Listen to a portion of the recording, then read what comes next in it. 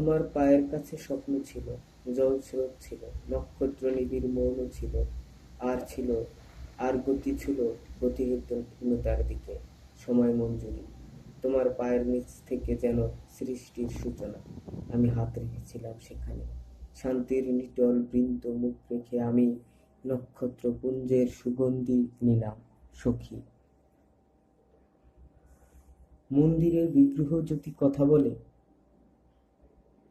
যদি দৈব বাণী হয়, অথবা সঙ্গীত যদি রক্ত মাংসের দেহ পায়, আমি বিস্মৃত হব না।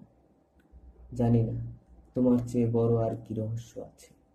তোমার পায়ের নিচে আমাকে অরণ্য হতে হবে, সেখানে আমার মুক্তি, স্বভাবের স্বাভাবিকতায়।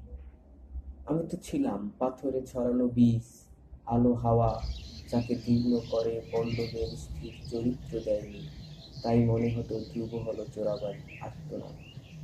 তবু দেখো, তোমার চোখের মণি জল স্রোতে ফুল, আর দুই হাত তুলে নিল আরতির দীপাধার। তোমার পায়ের নিচে বৃক্ষ হলে জীবনের নাম হবে শস্য, সমর্পণ।